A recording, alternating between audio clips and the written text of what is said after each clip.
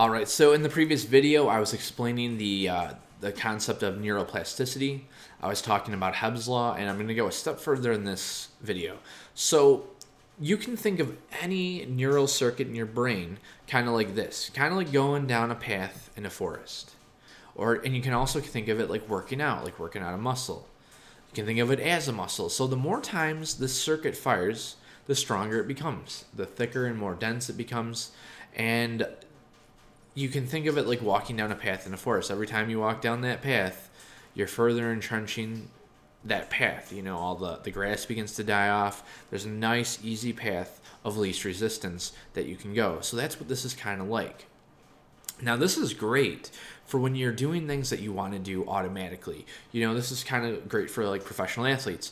They just kind of automatically have that behavior. They just get into a flow state, they let go, and they let their unconscious do the work, because they've created healthy patterns. They've created patterns that they want. But often, as humans, it's easy to have patterns that we don't want. And this is where you want to put up a roadblock. And what is a roadblock? Well, simply put, it's called a pattern interrupt. If you think about, if you're familiar with computers, I imagine you are because you're on YouTube, and I just assume you've heard of the operation of Control-Alt-Delete. So when you got a program running, what you can do is you can hit Control-Alt-Delete, and you can end the process, right?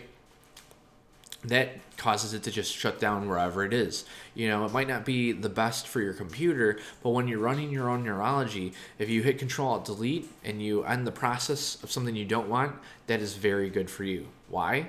Because it ends that circuit, and it makes it so the brain goes here, here, here, anywhere else that's not here.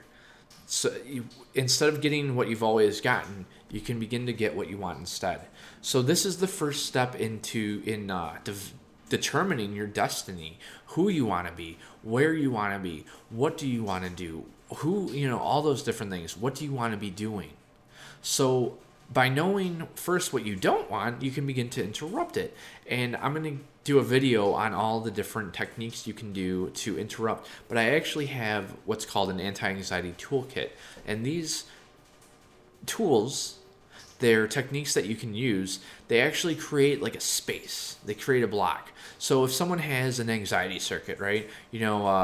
Maybe they get anxious in like crowded spaces, right? So everything's fine, and then they're walking, and then they go onto the subway, and there's a bunch of people, and all of a sudden, that anxiety circuit starts, right? So what do? You put up a roadblock.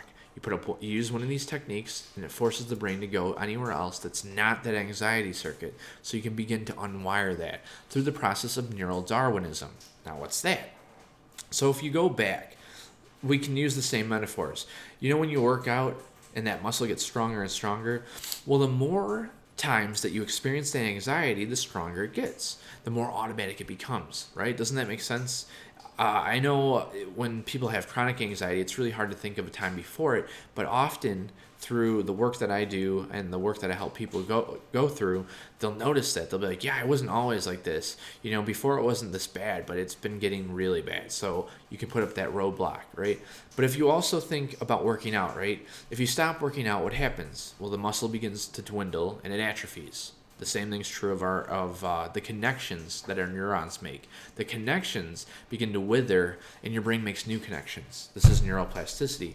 But if you think about walking down a forest, when you're going down that same path, but you interrupt and you stop going this way, what happens is the grass begins to grow, the brush begins to grow, and now there's not that path of least resistance. You've got a new path that you take, which is how you want to be instead. Does that make sense? So this is, in a nutshell, is how you can rewire your brain. Now, I want to keep these videos short. It's already been 4 minutes, so I want to kind of end it here. I always want to end on the same note. First off, if you would like, please comment below. No, I have this backwards. Cool, I'm getting used to this. Comment below anything that you thought was insightful, that you learned. Also, comment if you have anything you'd like me to clarify in another video. Lastly, I'd like you to share whatever you would like me to cover in another video. So if it's like an idea I haven't covered and you would like to see me cover it, please put that in the comments below. But I also encourage you to create videos around what you're passionate about, around what you want to bring to people, because YouTube has been giving us a bunch of garbage. So this brings me to my next point. subscribe and hit the bell. Make sure you hit the bell on channels that you like, that you get quality information, because otherwise you're just going to get crap in your feed. You're going to get unrelated videos, and it's interesting because I've been signed up to a lot of different channels, but I didn't see their stuff until I hit the bell. So that's all I wanted to say. Have a really good night, and I look forward to the next video.